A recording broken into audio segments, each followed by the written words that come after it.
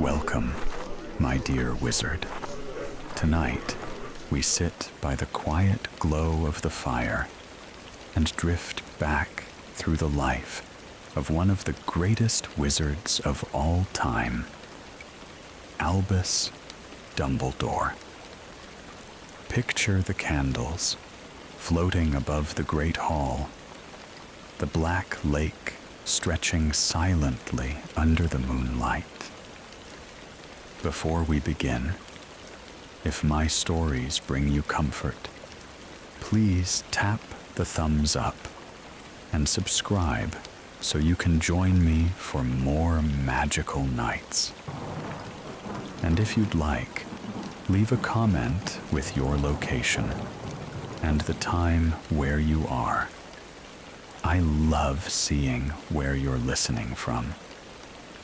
Now, settle in, close your eyes, and let the rhythm of the tale guide you toward rest. Tonight, we'll wander through Dumbledore's brilliance as a young student, the heavy shadow of family tragedy, his fateful friendship with Gellert Grindelwald, and his lifelong duel of wills with Tom Riddle, who grew to become Lord Voldemort. And so, our story begins in the summer of 1881 with the birth of a child who would one day change the wizarding world forever. The story of Albus Percival Dumbledore begins not in a castle, nor in a great hall filled with candles, but in a modest, wizarding village called Mold on the Wold in the summer of 1881. The house where he first opened his eyes was small and ordinary by wizarding standards. Stone walls that had stood through countless English reigns, crooked wooden beams, a hearth that kept the chill away. Yet, even in that humble place, a kind of quiet destiny lingered. His parents, Percival and Kendra, were devoted, but weighed down by circumstances. Percival, a proud wizard, was known in the village as a man of principle, though sometimes his temper betrayed the strain he carried. Kendra, a witch of both strength and sharp intelligence, kept the household steady with careful hands. Into their care came 3 children. First Albus, then Aberforth, and finally Ariana. Albus's earliest years were simple ones, colored by the warmth of family and the safety of his sister's laughter. But this peace did not last long. When Ariana was still very small, Muggle boys saw her performing uncontrolled magic. Frightened and cruel, they attacked her. The violence of that moment left a scar deeper than anyone could see. Ariana's powers, once bright and untamed, turned inward, locked and unstable. Bursts of magic would slip free without warning, wild and dangerous. The Dumbledore family drew inward after that. Percival, unable to bear what had been done to his daughter, attacked the boys who harmed her. The wizarding world later learned he had been sent to Azkaban for it, and there he remained until his death. Yet Percival never revealed the true reason for his crime. He chose silence, fearing that if the world knew about Ariana's condition, she would be taken away, locked in St. Mungo's, or studied like a specimen. From that day onward, Kendra became the family's center. She kept the home hidden, protective, and secretive, raising her children in near seclusion. Neighbors spoke of her as stern and distant, though in truth, she carried the impossible weight of keeping her daughter safe while raising two sons who could not understand the full truth. For young Albus, this became the first great fracture of his life. He was brilliant, even as a child, quick to learn, hungry for knowledge. The little cottage seemed almost too small for his mind. He read constantly, begged questions from his mother, invented small charms of his own, long before Hogwarts would ever put a wand in his hand. Aberforth, his younger brother, preferred animals and rough play outdoors. And though the two boys shared affection, there was always a gulf between them. Albus's eyes were turned to books and theories, while Aberforth's heart belonged to goats in the field and simple, sturdy truths. A quiet tension filled the house. Ariana would have her outbursts, teacups shattered without warning, curtains catching fire, sometimes strange silvery forms darting through the room before disappearing. Kendra soothed her, cleaned up the chaos, and begged her sons not to tell a soul. The outside world knew only rumors, and in wizarding villages, rumors spread like fog. The Dumbledores were whispered about as odd, secretive folk, and the children learned to lower their voices when passing through the lanes. And yet, in these years, Albus began to shape the character the world would one day admire. He learned compassion from watching his sisters struggle, and patience from his mother's endless care. He learned silence, too, the burden of carrying truths he could not share. And he learned, perhaps most importantly, that brilliance could not protect him from sorrow. The tragedy that struck next would carve itself deeply into him. One day, while Albus was still at Hogwarts, Kendra was killed in a sudden magical accident triggered by Ariana. The girl's uncontrolled power had surged once more, and this time it took their mother's life. News reached Albus while he was still a student. He was already known as the brightest of his generation, winning prize after prize, adored by professors. But all of that brilliance could not undo the news he received. He returned home at once, now head of the family, though still barely a man. The weight of responsibility settled onto his shoulders like a heavy cloak. His dreams of a future filled with study and freedom narrowed to the cramped walls of his family's home. Ariana needed constant care.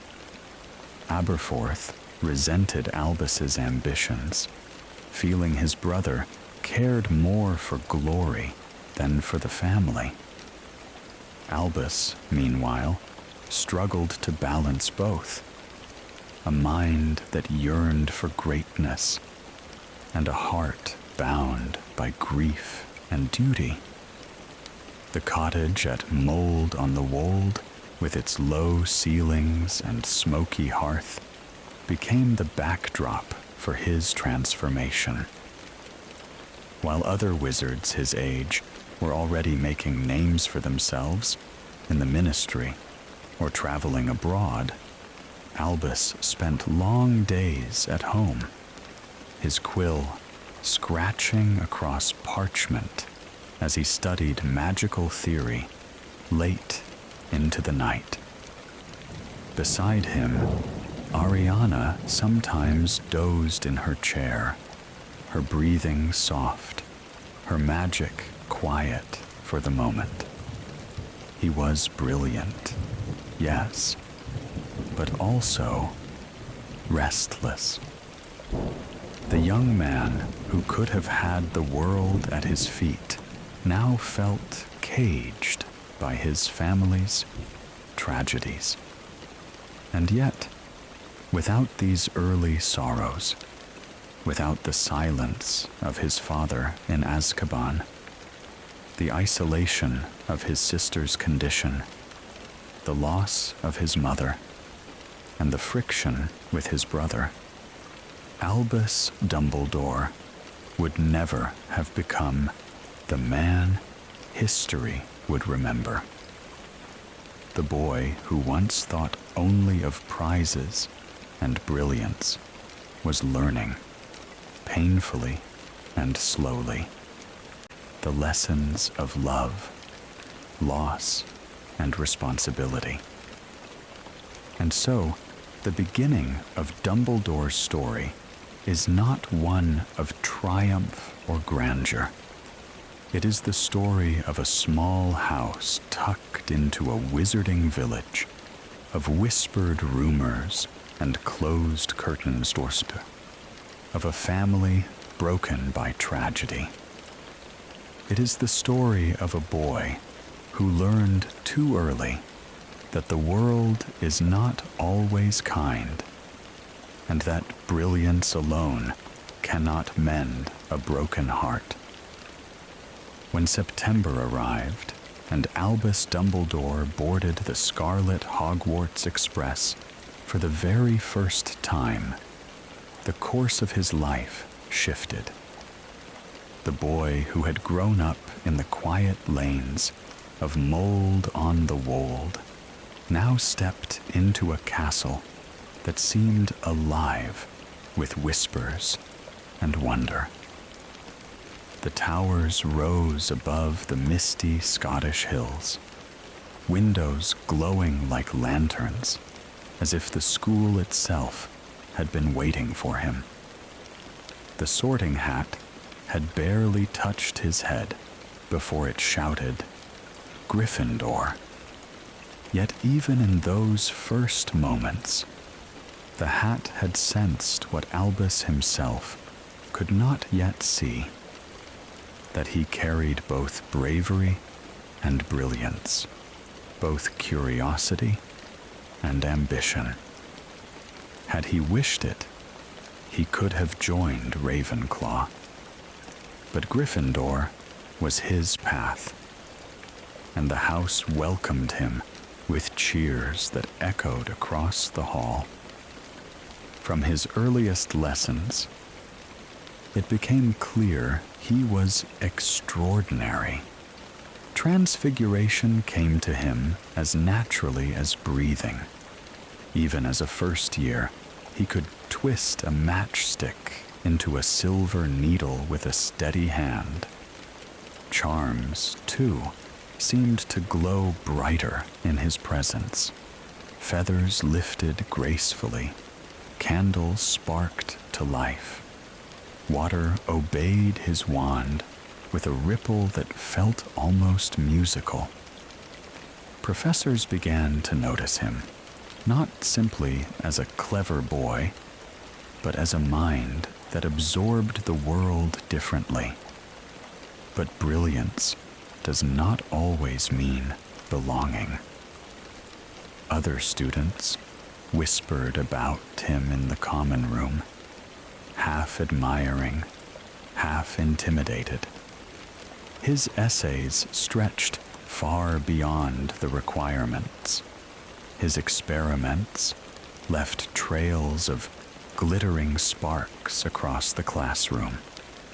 While some students grew jealous, others grew inspired. He became a quiet leader, not by seeking authority, but because others naturally leaned toward the warmth of his confidence. Still, he was not without flaws. He was ambitious, hungry for knowledge in a way that sometimes left his friends behind.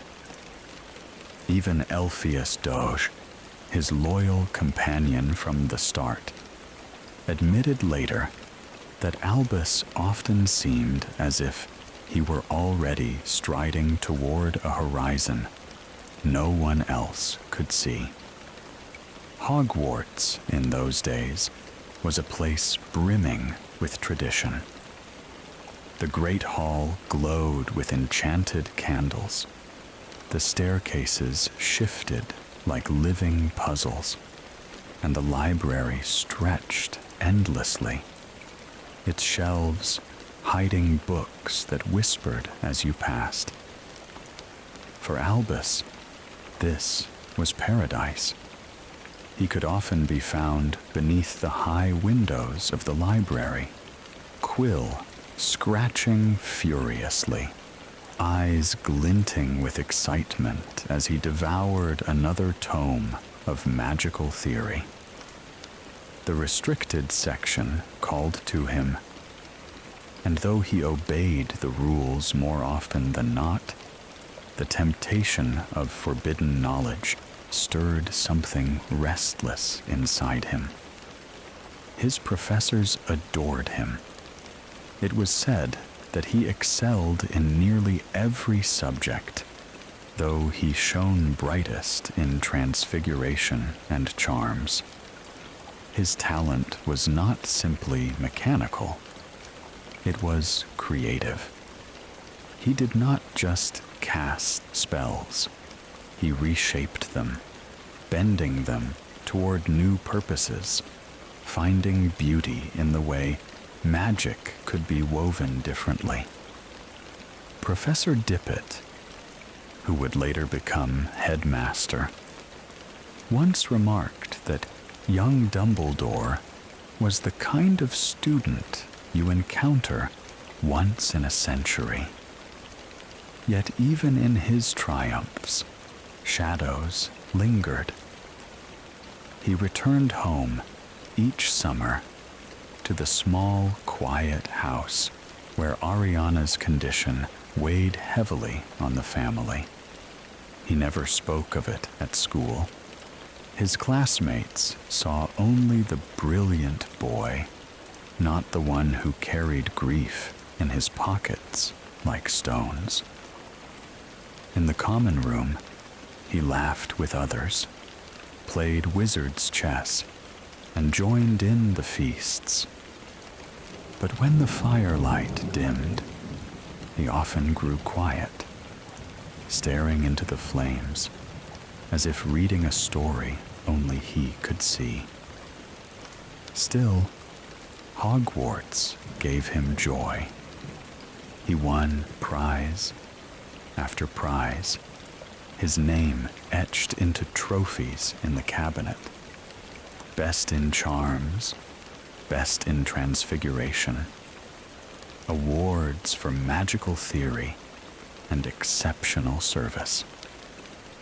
When dueling clubs were held, his spells were graceful and precise, often disarming opponents with a flick so gentle they hardly realized the wand was gone until it clattered to the floor. He also began to develop a reputation for compassion. He was not cruel to weaker students. Instead, he offered quiet help, a whispered tip, a nudge in the right direction. Though he was ambitious, though his hunger for learning sometimes made him seem distant, there was already a thread of kindness weaving through his character. By his later years at Hogwarts, he was respected not only by students, but also by staff. His brilliance was undeniable. His essays passed among professors as examples, his ideas discussed in the staff room. When he graduated, he had won more prizes and distinctions than any student before him. Elphias Doge would later write, "His future seemed limitless. But behind every shining surface lies a fracture." As he stood on the platform at King's Cross at the end of his schooling, celebrated by teachers and admired by classmates, Albus carried with him the knowledge that his path was not as free as theirs. While others dreamed of the ministry, of foreign travels, of endless horizons, he returned once more to Mold on the Wold, to a small house shadowed by tragedy, to a sister who could not control her magic, and a brother who resented his ambitions. Hogwarts had shown him the brilliance he was capable of, but it had also deepened his hunger. The boy who once stared into the firelight now stared into the world itself, eager to shape it, to make it bend toward something greater. Yet he did not yet know how ambition, grief, and destiny would twist together in the years to come. For now, the chapter closed on his school days with both triumph and unease. He had left Hogwarts crowned with brilliance, but bound still by chains no prize could loosen. When Albus returned home from Hogwarts, parchment filled with awards and his head buzzing with possibilities, the house he stepped into felt very different from the one he had left behind. Mold on the Wold, with its winding lanes and gossiping windows, still stood quiet in the summer air.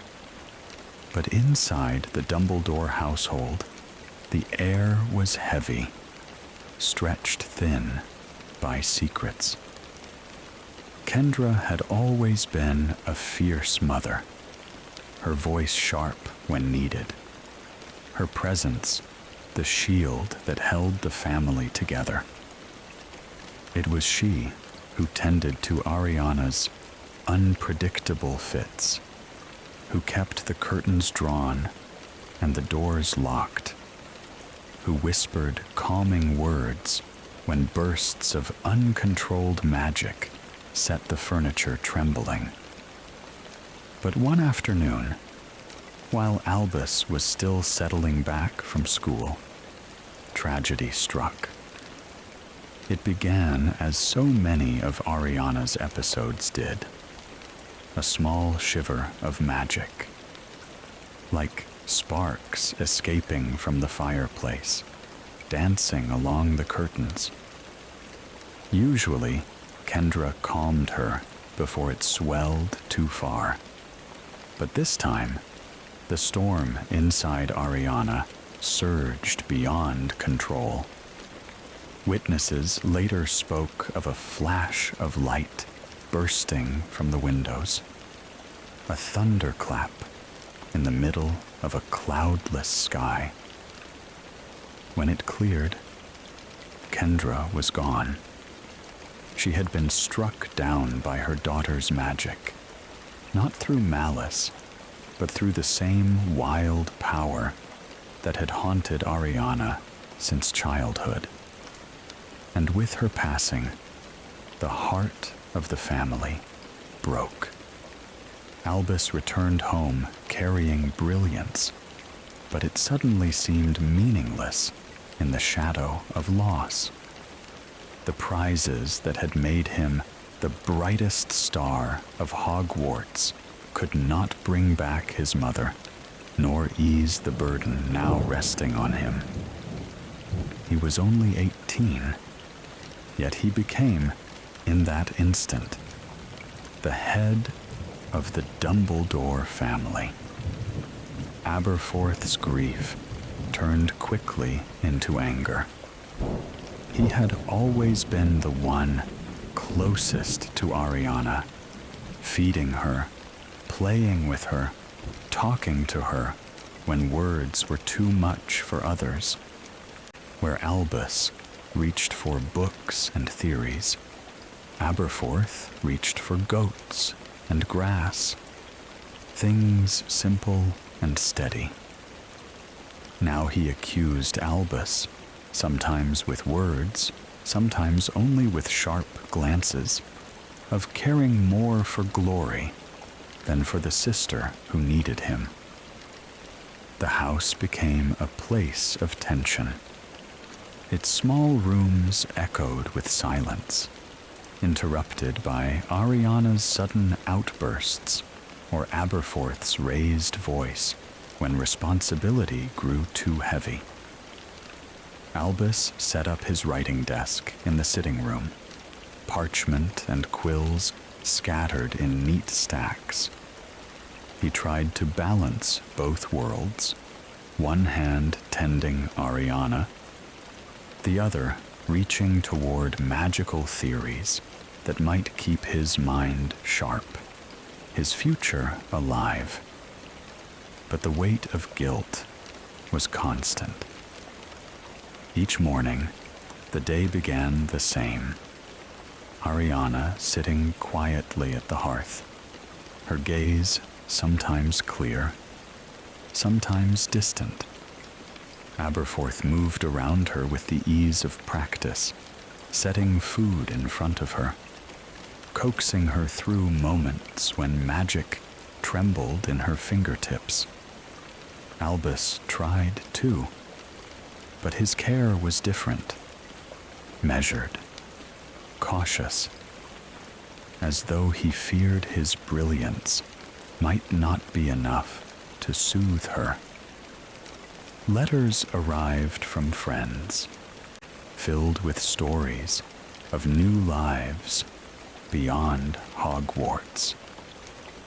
Elphias Doge wrote of his travels, of glittering, wizarding markets in Cairo, of the Alps glowing silver in winter, of conversations with foreign wizards who praised the name of Dumbledore, even though he had only just graduated. He begged Albus to join him, and for a time, Albus dreamed. He would sit at his desk late into the night, the sound of Ariana's breathing soft behind him, and imagine himself free, debating magical theory in foreign cafes, walking ancient halls of magic across Europe. But each dawn, when Ariana cried out in her sleep or shattered a teacup with a sudden burst of uncontrolled energy, those dreams dissolved into the reality of the cottage. His brilliance chained him as much as it set him apart.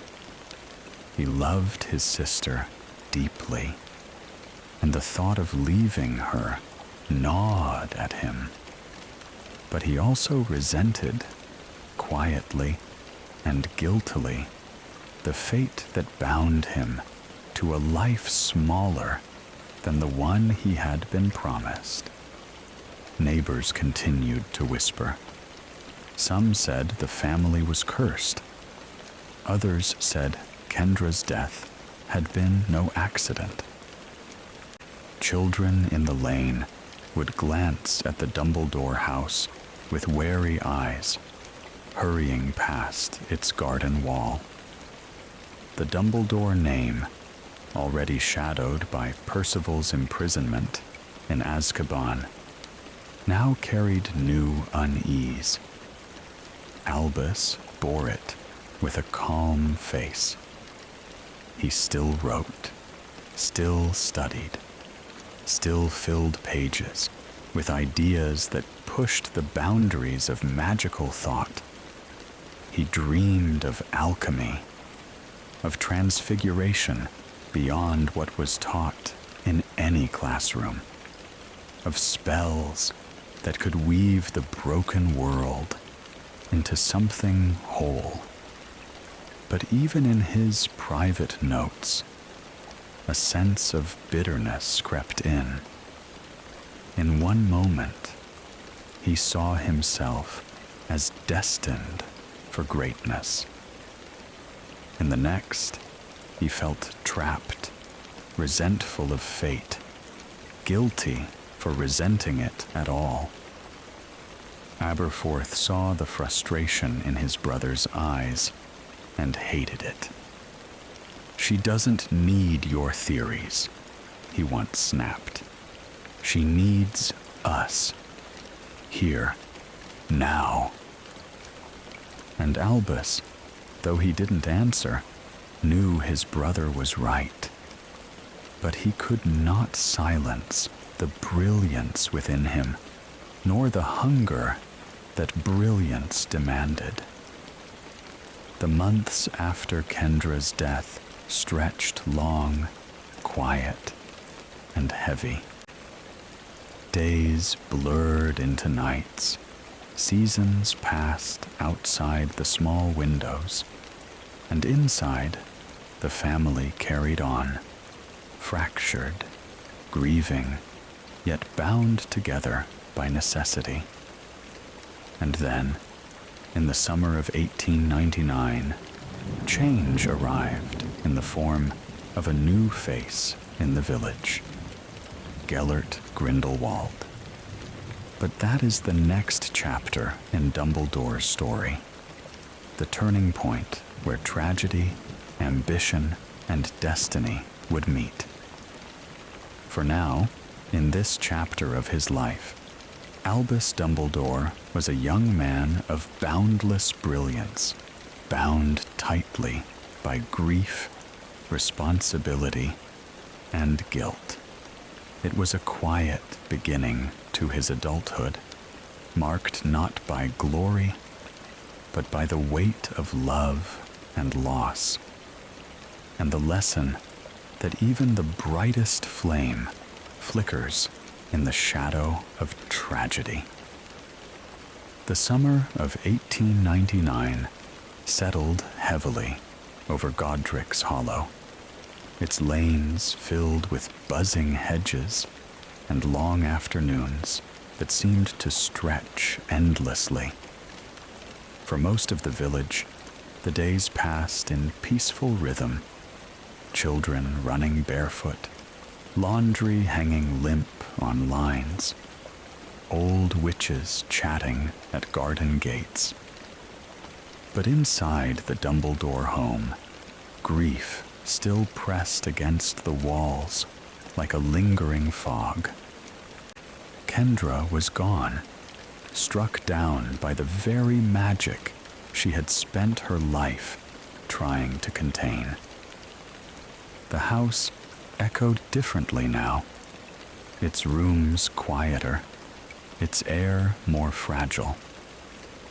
Ariana sat most often by the window, pale in the sunlight, humming to herself in half-tunes. Sometimes her eyes were distant, lost in her own storms. Sometimes laughter spilled out of her, suddenly bright, but brittle. Aberforth stayed close, as steady as ever, his hands rough from farm work, but gentle when guiding his sister through her fits. Albus, though loving, was restless. He wrote endlessly, parchment piling on his desk, filled with sketches of runes, notes on magical theory, daydreams of new spells. He tried to care for Ariana, to make her smile with little charms of dancing light. But always he felt his brilliance gnawing inside him, urging him toward something larger than the confines of this house. And then came Gellert Grindelwald. He arrived to stay with his great-aunt, Bathilda Bagshot, who lived just around the corner. Already notorious for being expelled from Durmstrang for twisted experiments, Gellert carried himself with unshaken confidence. His hair caught the sunlight, his eyes flashed with daring, and his voice was sharp, quick, alive. When Albus met him, it was as if two pieces of a puzzle snapped together. The bond was immediate. Where others stumbled before Albus's brilliance, Gellert matched it stride for stride. He spoke of the world not as it was, but as it might be, a world reshaped, perfected, governed by those strong enough to guide it. For the greater good, he said, and the words pulsed with conviction. Together, they spent long afternoons sprawled across Albus's sitting room, parchment scattered, quills scratching furiously. They spoke of the deathly hallows, the elder wand, the resurrection stone, the cloak of invisibility, not as fairy tales, but as real possibilities. In the evenings, they wandered through Godric's Hollow, the village lanes glowing with lamplight, debating how wizards might step out of hiding, how they could lead muggles, not cruelly, but firmly, for everyone's safety. To Albus, Gellert was intoxicating. At last, here was someone who understood his hunger, who looked not at his brilliance with fear or envy, but with delight. Together, they felt unstoppable. Two young men convinced destiny had set them side by side, but Aberforth watched with wary eyes. He saw how Albus grew distracted, how Ariana's care slipped more often onto his own shoulders. Gellert spoke grandly of changing the world, but Ariana still cried out in the night, still shattered teacups with her bursts of wild magic. "She doesn't need your schemes," Aberforth said sharply one evening. "She needs us. Here. Now." Albus bristled, torn between love for his brother and the fire Gellert had stoked in him. He told himself he could balance both, that greatness and responsibility were not opposites. But in truth, he was already leaning toward Gellert's vision, dazzled by the light of possibility. The storm broke late in the summer. It began with Aberforth's anger boiling over. He confronted them in the cottage, his voice raw with grief and frustration, accusing Albus of neglect, accusing Gellert of arrogance. The air thickened with words too heavy to take back. Wands were drawn. The duel that followed tore the little house apart. Books flew from shelves, spells cracked like lightning. The hearth roared. Gellert fought with fierce brilliance, his wand movements sharp and deadly. Albus met him spell for spell, torn between fury and desperation. Aberforth, stubborn and steady, refused to give ground, his grief giving him strength.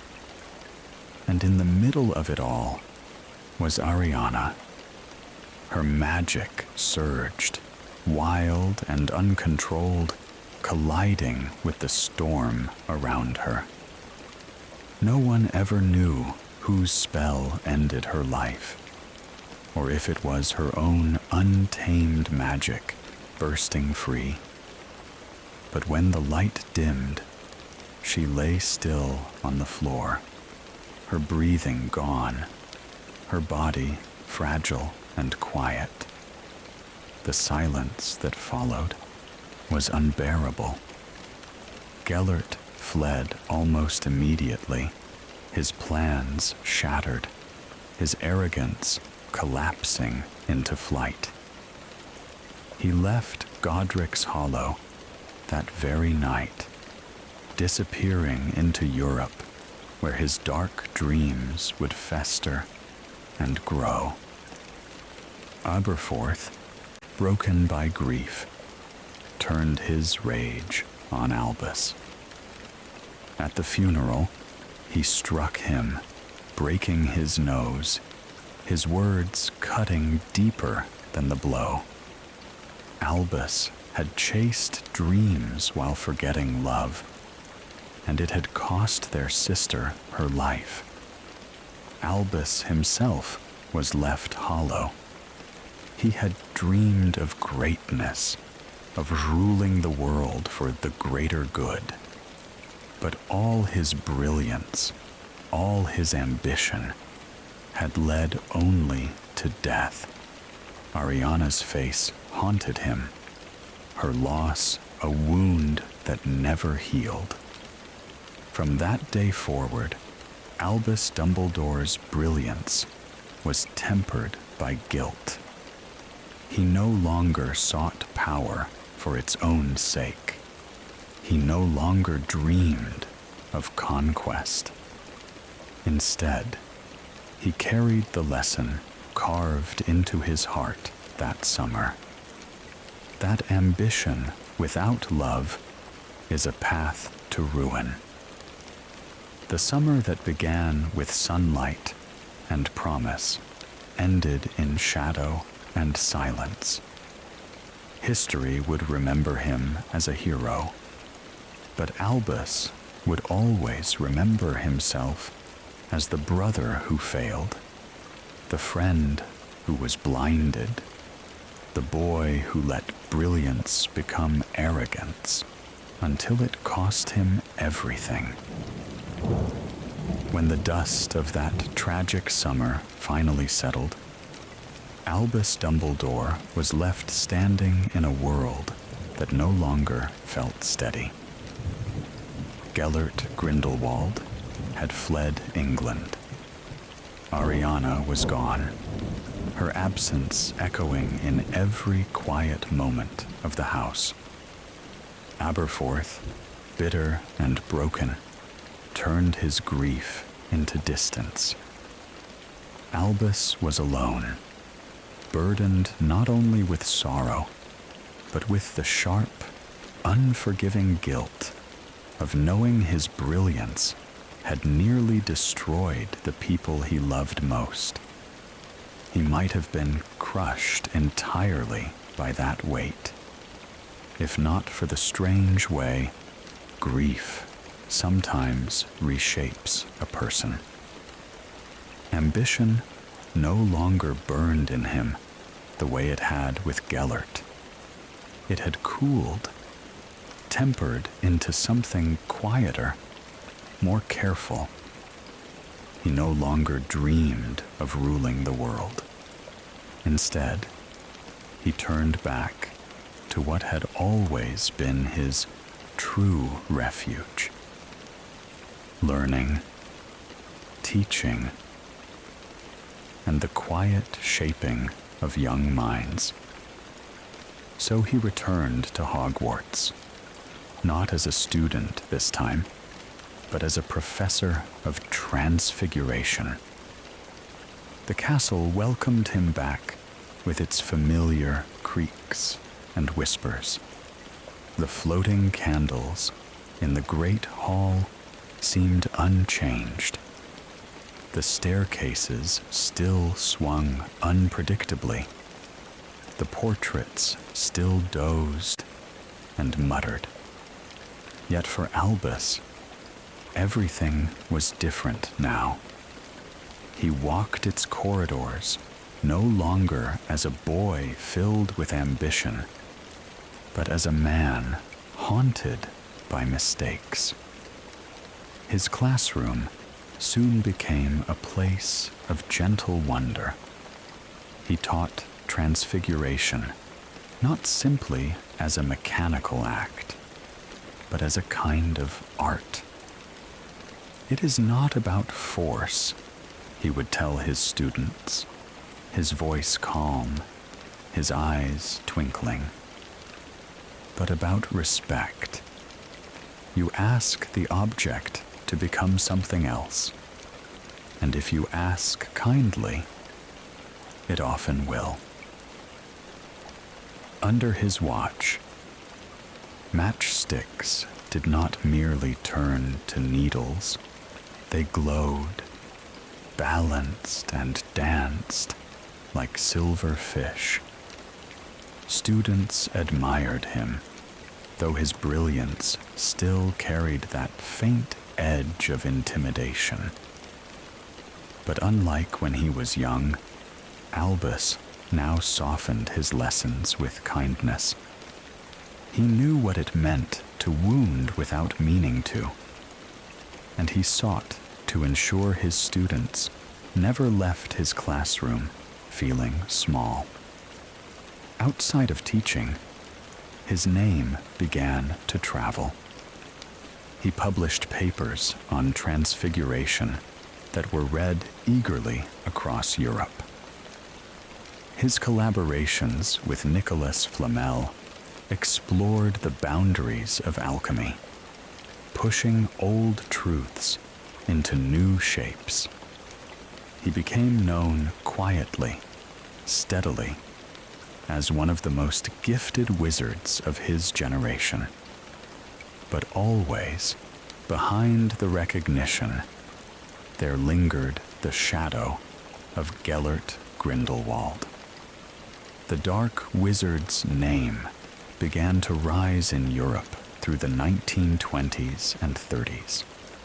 Whispers of his violent experiments, his growing army, his ideology of wizard dominance spread like storm clouds.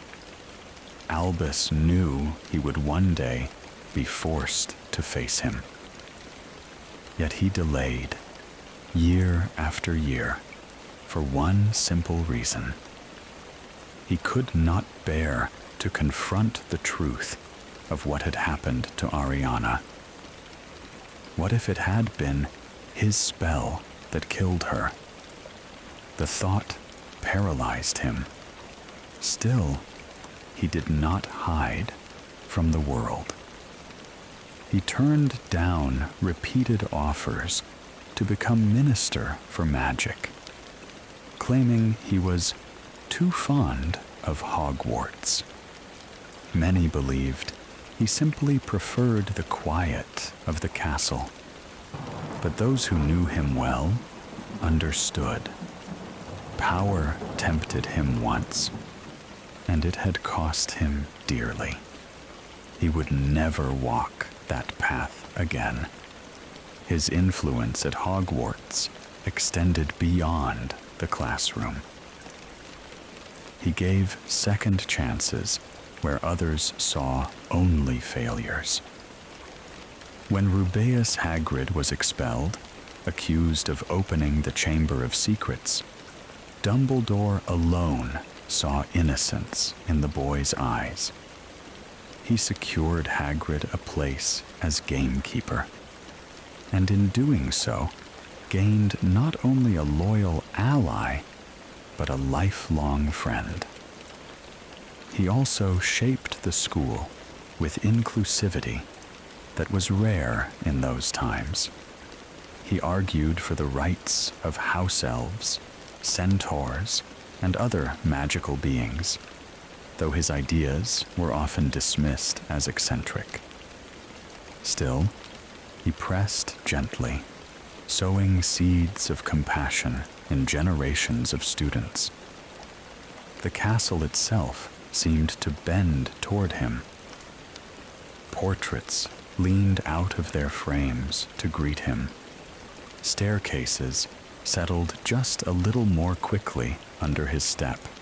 Even the suits of armor seemed to glimmer brighter when he passed. Yet for all his brilliance, he lived simply. Long robes patched at the hem, pockets full of sherbet lemons, spectacles perched askew. Greatness wrapped itself in humility, and always he watched. He saw young Tom Riddle walk the corridors with eyes too bright, too hungry, a boy who reminded him, painfully, of Gellert. He visited the orphanage to meet the child before he came to Hogwarts, and from the very first, he sensed the danger. But he offered the boy compassion, hoping, perhaps against his own instincts, that kindness might shape a different path. In those years, Albus Dumbledore became more than a teacher. He became a figure of quiet strength, a man who had once chased power, but now chased understanding, who had once sought to rule, but now sought only to guide. His office filled with curious trinkets that whirred and glowed, with books stacked high, with the warmth of a man who opened his door to any student who knocked. Yet he never escaped the shadow of Grindelwald. News from abroad spoke of villages burned, of wizarding communities forced into hiding, of banners bearing the symbol of the Hallows. Albus knew the storm was coming closer, knew that one day he would have to face the friend who had once felt like destiny. For now, though, his career at Hogwarts marked a kind of fragile peace. He walked its halls as a professor, beloved, respected, sometimes feared, always admired. He lived in the balance between brilliance and regret, between past mistakes and present responsibilities. The world would one day remember him as the man who defeated Grindelwald, as the headmaster who guided Harry Potter, as the greatest wizard of his age. But in these early years, Albus Dumbledore was something quieter, something more human. A young professor, building a life out of broken pieces, teaching children how to turn matchsticks into needles while learning, himself, how to turn grief into wisdom. The years that followed Albus Dumbledore's return to Hogwarts were, on the surface, quiet ones.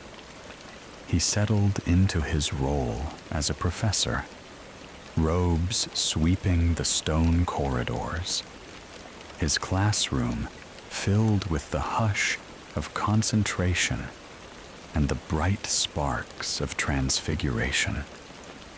Students adored him, though sometimes they looked at him with awe more than familiarity. He was brilliant, eccentric, endlessly kind. But in the quiet of his office, when the castle grew still, his thoughts drifted far beyond the walls. Because outside Hogwarts, a storm was building. Whispers of Gellert Grindelwald trickled into Britain like smoke seeping through cracks. First, only rumors. A duel in Austria, a community silenced in Prague, a wizarding family vanishing in the Black Forest. Always, behind these tales, the same mark was found carved or burned into wood or stone, a triangle enclosing a circle, bisected by a line. The symbol of the Deathly Hallows. Students whispered of it in the great hall, their voices low over pumpkin juice. Professors exchanged glances at staff meetings, their concern tightening the air. And Albus, though outwardly calm, felt every rumor as a blade turning in his chest. He knew that Gellert was carrying forward the dream they had shared in their youth, the dream born in summer evenings in Godric's Hollow, whispered over parchment in eager voices. For the greater good. It was his phrase, too, and now it was a banner of terror. Through the 1920s and 30s, Grindelwald's movement spread. He gathered followers, wizards and witches disillusioned with secrecy, tired of hiding in the shadows of Muggle society. He promised them power, freedom, and destiny. Nurmengard rose, a black fortress against the sky, both headquarters and prison. And still, Albus did not move against him. The wizarding world wondered why. The ministry asked him quietly, then more urgently, why he refused to act. Others speculated, whispered in corners. Was Dumbledore afraid? Was he protecting something? Why did the most brilliant wizard of the age stay within his castle walls while Europe burned? But the truth was simpler and sadder. Albus could not bring himself to face Gellert. To do so meant dredging up the summer of 1899, meant facing the question that haunted him each night. Whose spell had killed Ariana? Had it been his? The fear froze him every time he imagined raising his wand against Gellert again. And so he delayed. He taught, he wrote, he cared for Hogwarts. His office filled with curious silver instruments, ticking and spinning as if trying to measure time itself. He gave lemon drops to anxious students, reassured parents, and kept the castle a sanctuary, even as the world outside darkened. But his eyes, in unguarded moments, betrayed sorrow. By the 1940s, Grindelwald's reach could no longer be ignored. Wizarding governments toppled, villages burned, the wizarding world split into those who followed him and those who feared him. His influence even touched Muggles, though they never understood its source. Albus knew then that time had run out. And so, in 1945, the inevitable came to pass. The duel between Dumbledore and Grindelwald is remembered as the greatest of all time, a clash of brilliance and history. Where it began is uncertain.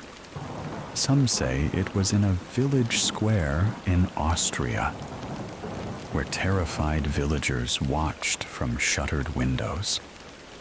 Others insist it was within Nurmengard's walls, stone echoing with the crash of spells. But all accounts agree on the same truth.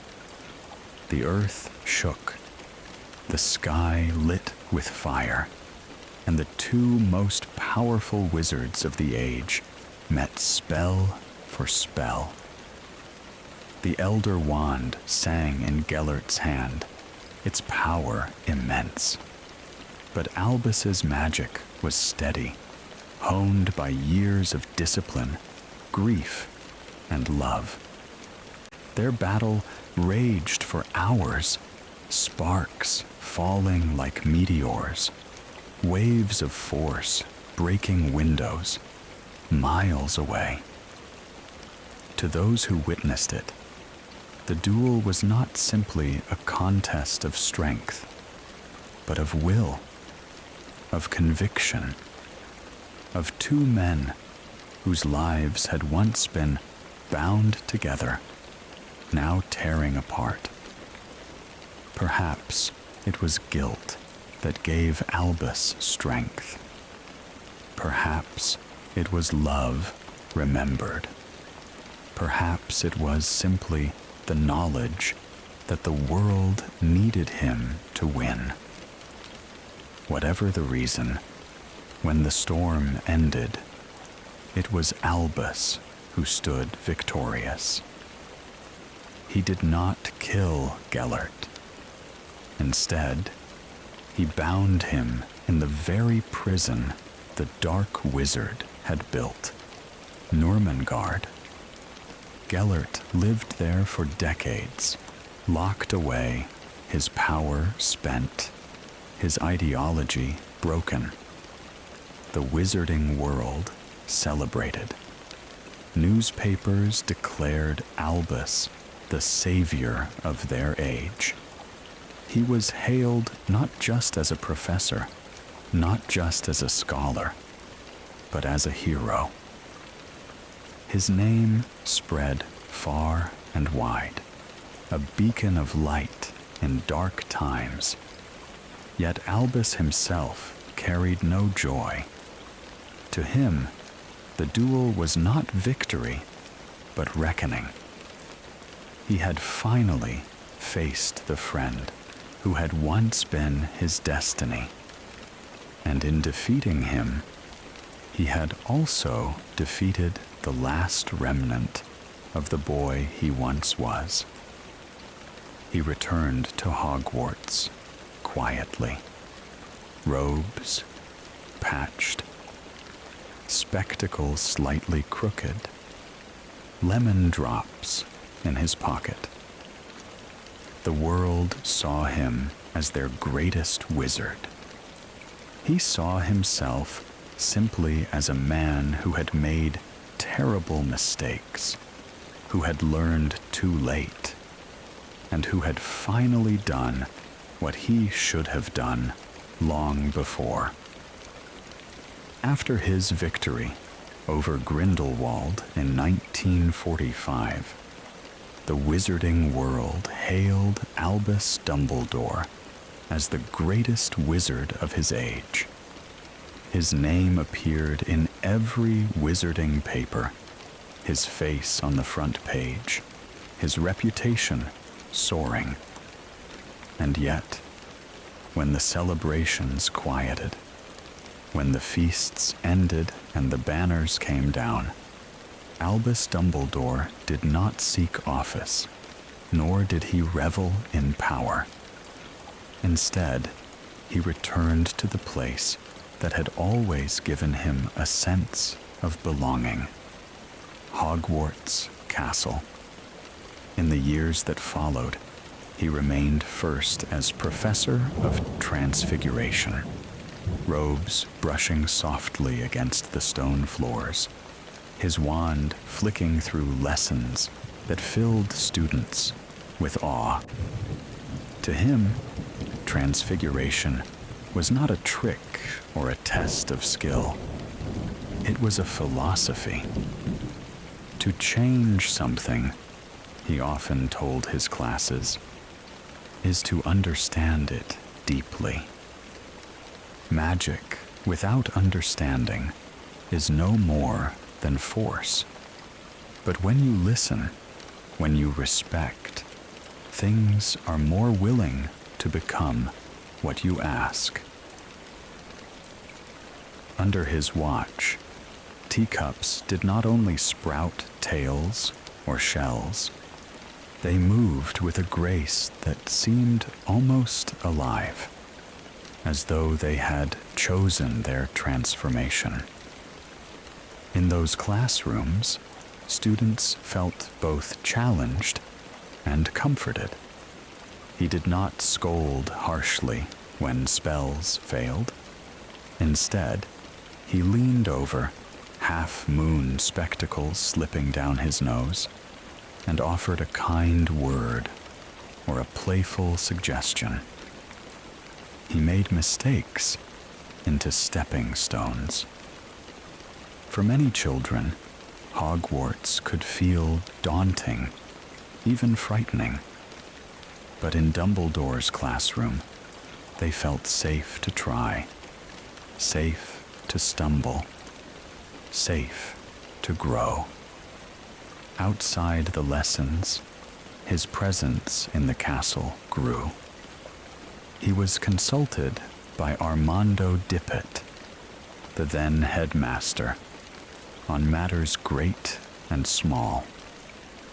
If a corridor needed enchantment, if a professor had a dispute, if a student showed troubling signs, Dippet often turned to Albus. Dumbledore's counsel was steady, thoughtful, always leaning toward kindness. By the time Dippet finally stepped down, the castle already seemed to look to Albus as its natural guardian. And so, in the mid-20th century, Albus Dumbledore was named headmaster of Hogwarts. His leadership was unlike that of his predecessors. Some headmasters had ruled with strict discipline, others with distant formality. Dumbledore ruled with warmth. He believed Hogwarts was not only a place of learning, but a refuge, a sanctuary for every child who crossed its threshold. And so he opened its doors wider, welcoming Muggle-borns without hesitation, reminding pure-blood families that courage and talent were not bound by blood. he also carried his compassion beyond the student body. He argued for the dignity of magical beings, house elves, centaurs, giants. Though many in the wizarding world dismissed these efforts as eccentric, within the castle walls, he quietly wove change. He encouraged students to treat the elves with respect. He welcomed centaurs as allies, and he gave second chances where others would have given punishments. One of his most famous acts of mercy came with Rubeus Hagrid. When the boy was accused of opening the Chamber of Secrets and expelled, Albus alone saw innocence in his eyes. He ensured Hagrid remained at Hogwarts as gamekeeper, giving him both work and home. It was an act of trust that would bloom into one of the deepest loyalties in the decades to follow. His office as headmaster reflected his character, cluttered with silver instruments that whirred softly and gave off faint smoke, walls lined with shelves of old books, and a perch for Fawkes, his phoenix. The bird's golden red feathers filled the room with warmth, and its song soothed those who entered, softening even the heaviest of conversations. Sweets sat in jars, sherbet lemons, toffees, peppermints, because Dumbledore believed that something sweet helped the most difficult truths go down easier. Students found in him not only a leader, but a guardian. When Fred and George Weasley released fireworks into the Great Hall, he laughed before extinguishing them with a wave. When James Potter, Sirius Black, and their friends roamed the grounds after curfew, he knew more than he let on. But rather than crush their mischief, he allowed it to shape them, trusting the lessons of consequence would come. His discipline was measured, his trust immense, his kindness legendary. Outside the castle, others tried to pull him into greater roles. The Ministry of Magic offered him the post of minister more than once. Few doubted that the wizarding world would have followed him gladly. But Dumbledore always declined. Power, he said gently, is a curious thing. I am not sure I can be trusted with it. It puzzled many, frustrated some, and inspired more. He had learned from youth that ambition without love could destroy, and he had sworn never to let power tempt him again.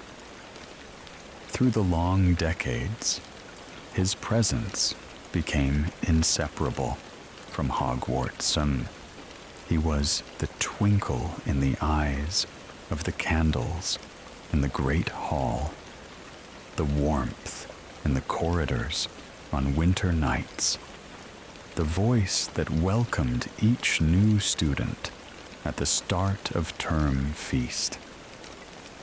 Under his care, the castle felt alive, not only with magic, but with belonging. And always, he watched the future carefully. In the faces of his students, he saw courage, curiosity, mischief, and kindness. he remembered another boy long ago, Tom Riddle, who had once sat in his office with dark eyes and restless hunger. He had not forgotten him. He prepared, quietly, gently, for the time when that boy, grown into Voldemort, would rise. The wizarding world saw Dumbledore as their greatest living wizard, the defeater of Grindelwald, the headmaster of Hogwarts. But the children who passed under his care saw something simpler, something truer, a man who believed in them, who guided without crushing, who listened, who laughed, who offered sweets in hard moments.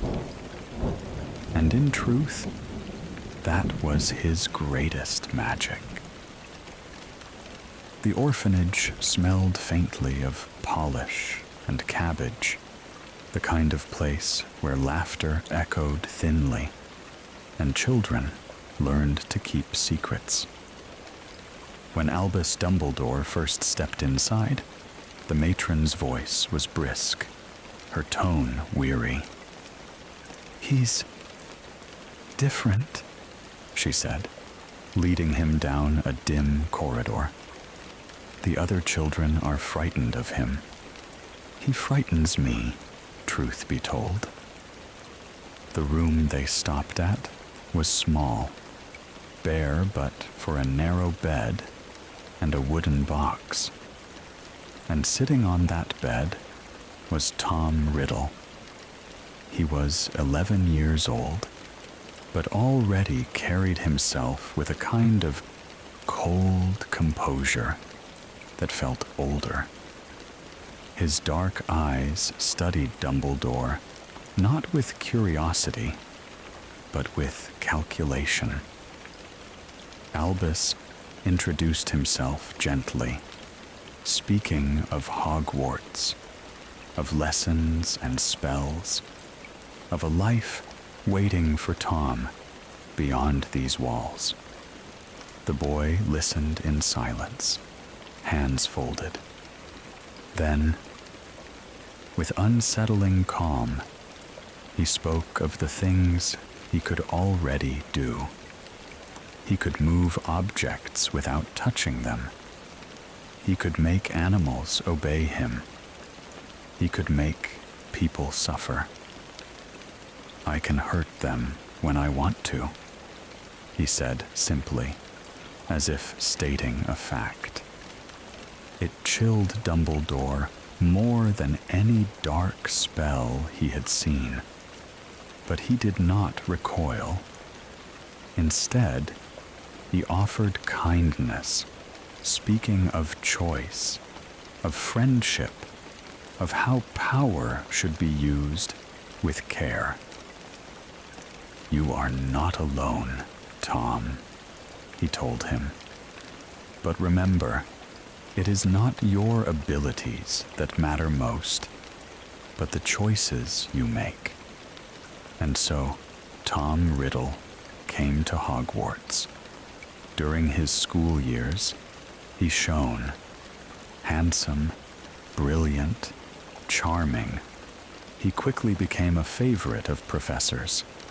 He excelled in every subject, earned awards, and spoke with polished politeness. Yet Dumbledore never let himself be fooled. He saw how Tom collected friends not out of affection, but as followers. He noticed how he charmed teachers while hiding his true self. And he watched with growing unease as the boy sought knowledge of things forbidden, lingering on whispers of Horcruxes, chasing secrets of immortality. By the time Tom graduated, he had already begun to fashion a new name, Lord Voldemort, one that he believed would carry power and fear long after the orphanage and the name Riddle were forgotten. Decades later, when Voldemort's shadow stretched long across Britain, when the first Wizarding War rose like a storm, Albus Dumbledore found himself once more at the center of fate. In a small upstairs room of the Hogshead Inn, a woman named Sybil Trelawney sat across from him during a job interview. Most of her words had been nervous, scattered. Albus had been prepared to let her go politely, when all at once her body stiffened, her voice deepened, and a true prophecy spilled forth. The one with the power to vanquish the Dark Lord approaches, born to those who have thrice defied him, born as the 7th month dies, and the Dark Lord will mark him as his equal. Albus sat in silence as the words sank into him like iron. Prophecies were fragile things and often misunderstood, but he knew this one carried weight. Part of it was overheard, a fragment carried to Voldemort by Severus Snape. And from that fragment, Voldemort made his choice. He struck at Harry Potter, a baby whose only protection was his mother's love. In that choice, Voldemort fulfilled the prophecy himself, marking Harry as his equal and setting into motion the chain of events that would bind the boy and the Dark Lord forever. For Dumbledore, the prophecy became both burden and guide. He did not see it as fate carved in stone, but as a signpost, one that warned of what could be. He knew Harry would need more than skill to face Voldemort. He would need love, resilience, and courage, the very things Voldemort despised. And so, Albus prepared quietly. He placed Harry with the Dursleys, protected by ancient blood magic. He watched over him from afar, ensuring he survived to come to Hogwarts. When Harry finally did, Dumbledore studied him closely. What he saw brought both relief and sorrow. Harry was like Tom in some ways, orphaned, marked, touched by darkness. But where Tom's eyes had been cold, Harry's were open. Where Tom had chosen cruelty, Harry chose kindness. Where Tom craved dominance, Harry longed for belonging. Albus carried the weight of that contrast. He had seen what ambition without love created in Tom Riddle. Now he placed his hope in Harry, not because of the prophecy, but because of the boy's heart. And so, even as the wizarding world darkened again, even as Voldemort gathered followers and plotted his return, Dumbledore prepared the way for Harry. He guided, gently, quietly, letting the boy grow into the courage he would need. For Dumbledore knew this truth above all others, that power without love leads only to ruin. A truth he had learned in pain, and one he prayed Harry would carry into the final battle. The 1970s brought a heaviness to the wizarding world. In the quiet lanes of villages, curtains twitched nervously at night. Shopkeepers in Diagon Alley locked their doors early. Newspapers printed more obituaries than births. And always, somewhere in the dark sky, someone saw the sickly green glow of the dark mark. Hogwarts still stood as a fortress of laughter and lessons.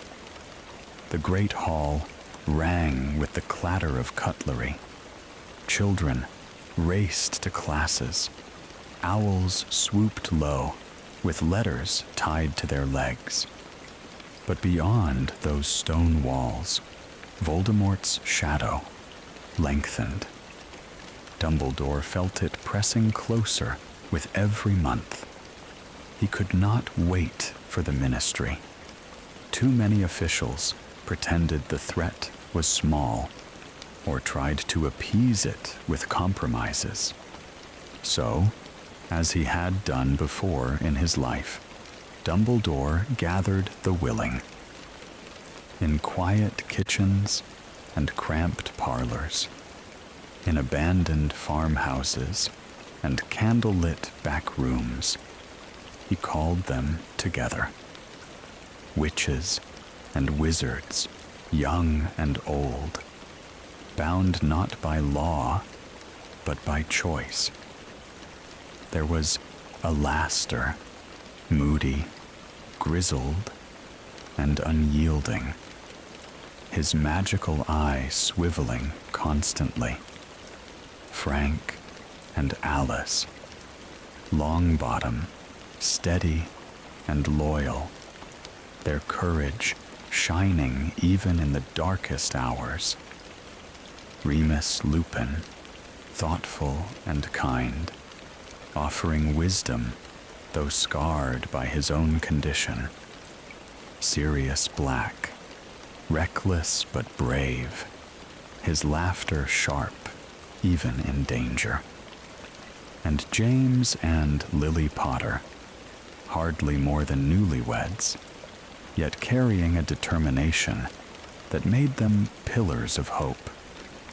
This band called themselves the Order of the Phoenix. The name was chosen with care. A phoenix burns, yes, but it also rises, renewed. It was Dumbledore's quieta promise that even in destruction, hope would always return. They fought in secret, moving like shadows against shadows. Sometimes it was a midnight rescue of a family marked for death. Sometimes it was intercepting messages, breaking enchantments, gathering intelligence. The Order never had the numbers Voldemort commanded, but they had courage, and above all, they had Dumbledore. Back at Hogwarts, he continued as headmaster, guiding students as though the world outside were not unraveling. He believed the children deserved normalcy, feasts, exams, the sorting hat's nervous songs. Yet he could not keep the war entirely outside. Some students went home for Christmas and never returned, their families gone. Others sat in the great hall with eyes too old for their years, knowing too much already of loss. Dumbledore carried all of it quietly. In meetings of the Order, his voice was calm, steady. He spoke of strategy, of unity, of refusing fear. Voldemort thrives on terror, he reminded them. If we surrender to it, we give him victory freely. The war dragged on, and the cost grew heavy. Benji Fenwick, brave and bold, was lost so completely that little remained to bury. Gideon and Fabian Pruitt, who had fought with unmatched ferocity, fell under overwhelming odds. Each time, the Order gathered in silence, grief pressing down like winter snow. Dumbledore did not weep openly, but sorrow deepened the lines around his eyes. Yet they endured. Even in the bleakest days, the phoenix still burned. And then came the prophecy, carried in part to Voldemort's ears. Dumbledore understood at once what it meant, that a child would rise with the power to defeat him. Voldemort, blinded by fear and arrogance, chose his own enemy. He marked Harry Potter. The night in Godric's Hollow shattered the war. Lily Potter's sacrifice cast a shield Voldemort could not comprehend. The killing curse rebounded, and the Dark Lord fell. Body gone, spirit fractured. The wizarding world erupted in joy. Fireworks lit the sky. Families celebrated in the streets. The dark mark no longer burned above rooftops. Children laughed freely again. But Dumbledore did not join the celebrations. While others cheered, he walked through the ruins of Godric's Hollow, saw the broken crib, the house split open like a wound. He carried Harry Potter himself to Privet Drive, leaving the baby wrapped in blankets on a doorstep. The Dursleys were not kind, but blood magic would protect the boy more securely than anything else. It was a choice that weighed heavily on him. He placed Harry in a life of neglect so that he might have a life at all. He told himself it was necessary, that survival mattered more than comfort. But still, as he laid the letter on the doormat, he felt sorrow heavy in his chest. The Order of the Phoenix did not vanish, though the war was declared over. Its members bore scars that would never heal. Some carried grief, some carried nightmares, some carried loneliness. But they also carried pride, the quiet pride of having stood against darkness when it was most dangerous. And Albus Dumbledore, though called a savior by many, saw only the cost. He had guided them, he had protected them, and they had survived, but at a price carved deeply into his heart. The phoenix had risen, but it had burned fiercely to do so. After the war ended, and the wizarding world celebrated Voldemort's downfall, Dumbledore did not rest. While fireworks burst over Diagon Alley, he returned to the quiet corridors of Hogwarts, carrying with him a responsibility that weighed heavier than any title. for he knew what few others would admit. Voldemort was not gone. Broken, yes, but not destroyed. The prophecy still lingered, and the boy who lived, Harry Potter, would one day need to face what had only been delayed. From afar, Dumbledore watched. He saw the child placed on the doorstep of number 4, Privet Drive, a world away from magic, where curtains twitched and neighbors prided themselves on normality. It was not the life he wished for Harry, but it was the only life that would keep him safe. To be loved is to be protected, Dumbledore reminded himself. Even if that love came not from the Dursleys, but from the sacrifice of Lily's blood magic, sealed into the very walls of their home. The years turned. Harry grew in neglect, sleeping in a cupboard under the stairs, his birthdays unmarked. Dumbledore let it be, though not without sorrow. There are choices leaders must make that carry no joy, and this was one of them. But he trusted that Harry's heart, forged in hardship, would one day hold the strength Voldemort could not understand. And then, at last, the boy came to Hogwarts.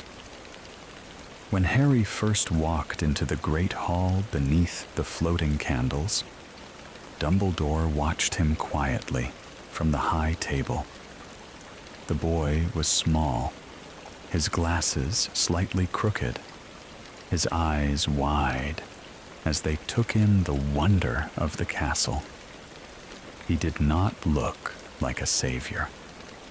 He looked like a child who had stumbled into a dream. And that, to Dumbledore, was exactly as it should be. Through Harry's early years, Dumbledore remained a guiding presence, never too close, never too far.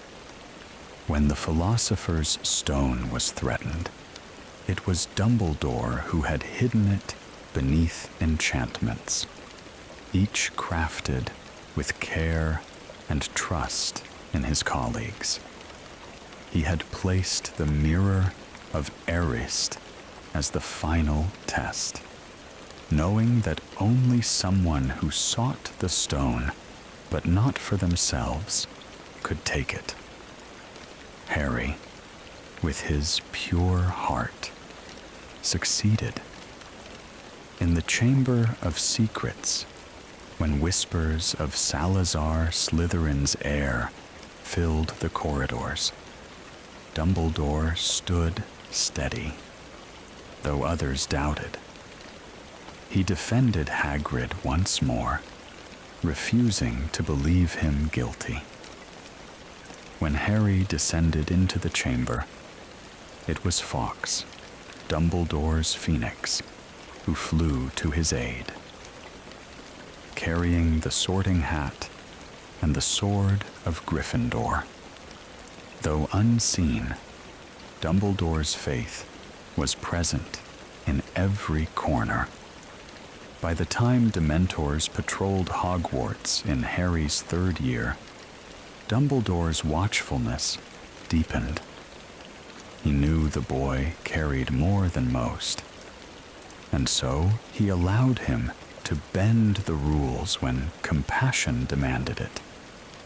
He allowed time itself to twist under Hermione's hand, trusting them to use it well. He did not shield Harry from danger entirely, for he knew that protecting him too closely would leave him unprepared. Instead, he allowed him to face the truth, always with the safety net of trust beneath him. And then came the Triwizard Tournament. When Harry's name was drawn, though he had never entered, Dumbledore's eyes grew grave. He did not doubt the boy. He doubted the shadows that had placed his name there. Through each task, he encouraged him with gentle nudges, never solving the puzzles for him, but reminding him of the strength within. When Harry returned from the graveyard, clutching Cedric Diggory's body, his face pale with horror, it was Dumbledore who listened first. While others shouted or denied, Dumbledore believed. Voldemort had returned. From that moment on, the boy and the headmaster were bound more tightly than ever. Harry was no longer just a student. He was the key to the prophecy's fulfillment. Dumbledore began to reveal more, not all at once, but piece by piece, guiding him toward the truth he would one day need to carry. Through it all, Dumbledore's affection for Harry was clear. He was not simply the chosen one. He was a boy who needed comfort, who needed to know he was not alone. And though Dumbledore carried many secrets, he never failed to offer Harry that one truth, that he was cared for, that he belonged, that he was loved. By the time Harry returned to Hogwarts for his 5th year, the shadow over the castle had deepened. The Ministry of Magic refused to acknowledge Voldemort's return, and instead turned its suspicion toward Harry and Dumbledore themselves.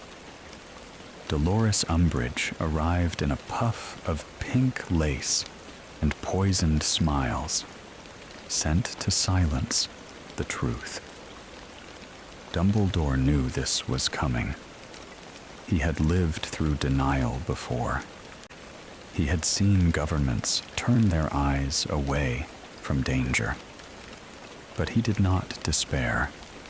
He trusted the resilience of students, the same way he had once trusted the Order. And so, though he could not openly resist Umbridge's rule, he allowed space for something new to grow. Dumbledore's army. Harry, Hermione, and Ron gathered their classmates in the Room of Requirement, that hidden chamber which appears only when it is most needed. There, under Harry's guidance, young witches and wizards practiced defense, learned spells, and found courage. Though Dumbledore never stepped into the room, he knew what was happening. He allowed it, even encouraged it silently, for he believed in Harry's ability to lead. The students needed not only to be taught, but to feel the power of unity. When the war would one day reach them, they would not be children stumbling in fear. They would be ready. The battle at the Ministry confirmed everything. Voldemort had returned openly, undeniably. The prophecy was no longer a whisper. It was a force moving history forward. And so, Dumbledore began to guide Harry more directly. In his office, surrounded by the soft tick of silver instruments and the glow of fox's feathers, he showed Harry memories. Together, they peered into the Pensieve, descending into the past lives of Tom Riddle, the orphanage, the Slytherin common room, the visits to Hepzibah Smith, the creation of Horcruxes. Dumbledore did not hide the truth. Voldemort had split his soul, binding fragments into objects to achieve a twisted form of immortality. Their task became clear. The Horcruxes must be found and destroyed. But even as he prepared Harry for this mission, Dumbledore carried a secret burden. He had discovered one of the Horcruxes himself, a ring belonging to Marvolo Gaunt, Voldemort's grandfather. Inside the ring was not only a fragment of soul, but also something Dumbledore had long sought: the Resurrection Stone, one of the Deathly Hallows. Temptation whispered, if he used it, might he see Ariana again? Might he ask forgiveness? In a moment of weakness, he placed the ring upon his hand. The curse struck immediately, black and deadly, spreading through his body. Only Severus Snape's skill contained it. And even then, Dumbledore knew his time was limited. The curse would kill him within a year. He accepted it calmly, almost gently. Death had always walked beside him, and now he greeted it as an old companion. What mattered most was using the time he had left to prepare Harry. Together, they journeyed to a seaside cave, a place where Voldemort had hidden another fragment of his soul. The cave was cold, the water black and endless, the air heavy with enchantments. Side by side, headmaster and student crossed its waters, fought through terror, and retrieved the locket that pulsed with dark magic. Harry saw in that night not the untouchable headmaster, but a man weary and weakened, coughing with pain, leaning on him for strength. And in that, Dumbledore gave him a final lesson: that even the greatest wizards are human, and that courage often means leaning on others. The end came not long after. Atop the astronomy tower, weakened and cornered, Dumbledore faced Death Eaters. But the final blow came not from them, but from Severus Snape, the very man Dumbledore had trusted. The curse struck, and the headmaster fell from the tower, his body crumpling against the dark sky. Yet even that moment was part of the plan.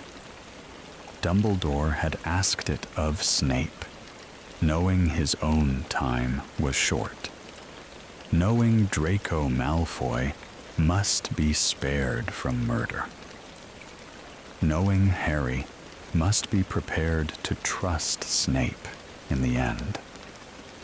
It was not betrayal, but sacrifice, a final piece of the chessboard set in place for Harry's journey.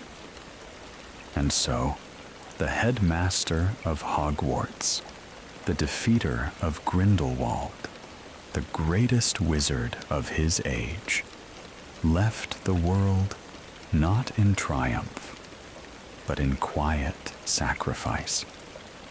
But his fire did not vanish.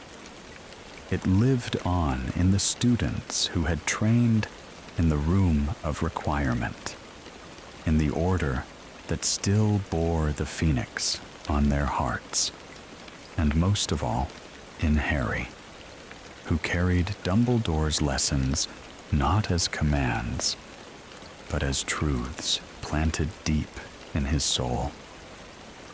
That love is the strongest magic, that choice matters more than ability, and that even in darkness, kindness can light the way. When Albus Dumbledore fell from the astronomy tower, the castle itself seemed to shudder. For years, Hogwarts had breathed in rhythm with him. His laughter in its halls, his wisdom at its feasts, his quiet guidance in its darkest hours. Now, the great school stood in silence. Portraits wept in their frames. Students huddled in corners, their safety net gone. The man who had defeated Grindelwald, who had defied Voldemort, who had guarded them all, was no more.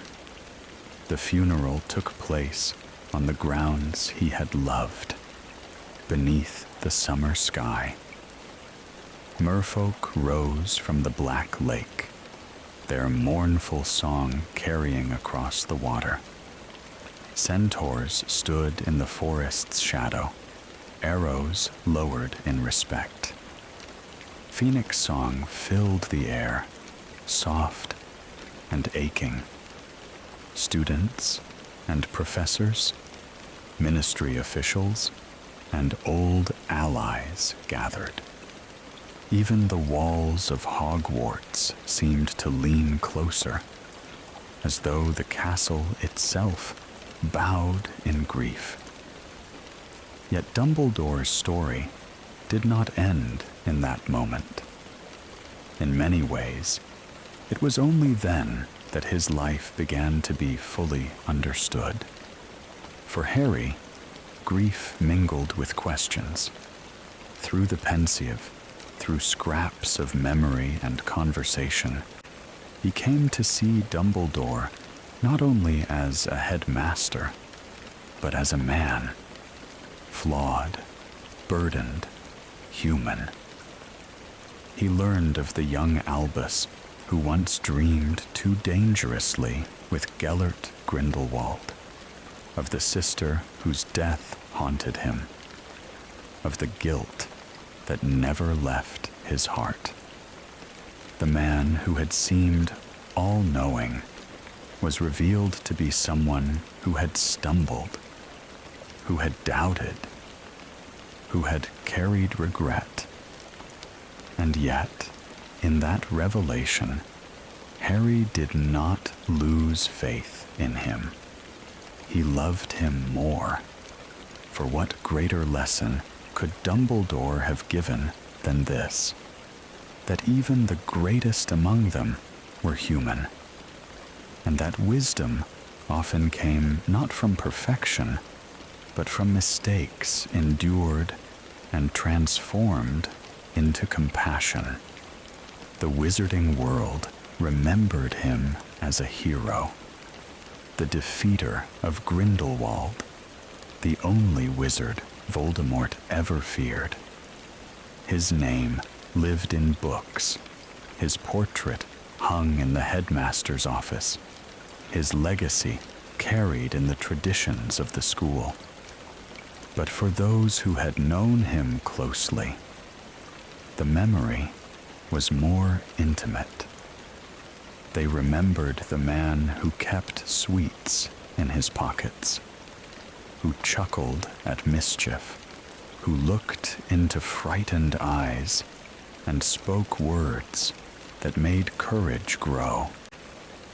After Voldemort's final defeat, when Harry walked through the rubble of Hogwarts, he felt Dumbledore's presence still, not in ghostly form, not in portrait alone, but in the very stones of the castle.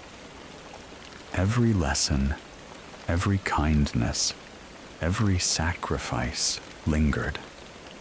Dumbledore had not simply led a school or won a duel. He had taught them how to live with love as their compass. And so his story closed, not in silence, but in song. The Phoenix's cry was not one of sorrow, but of renewal. The man who had begun life in a small cottage, who had stumbled through tragedy, who had borne guilt heavier than gold, left behind a world forever changed. His legacy was not power, nor victory, nor fame. It was something quieter, something deeper, the belief that love, in the end, is the most enduring magic. And so, dear wizard, we come to the end of Albus Dumbledore's story. From his quiet beginnings in a small village, to the brilliance of his school years, to the tragedies that shaped him, and the wisdom that grew from them. His life was a tapestry of love and loss, of mistakes and redemption, of lessons passed down quietly to those who would carry them on. As you lie here now, let your mind drift through those candlelit halls of Hogwarts, the scent of parchment and ink in the air, the echo of Phoenix song lingering softly. Imagine the twinkle of candles in the great hall, the warmth of the fire in the headmaster's office, the gentle hush of the library at night. Dumbledore's greatest legacy was never his power nor his fame, but his reminder that love, simple, steadfast love, is the most enduring magic of all. Let that truth rest in your heart like a gentle charm, protecting you through the night. Allow your thoughts to grow slower out, softer, like pages closing one by one. The story has ended, but its comfort remains. Let yourself sink deeper into rest, as if you too are being wrapped in the quiet safety of Hogwarts' ancient walls. Breathe deeply, release the day, drift into dreams. Good night, my dear wizard. Sleep well.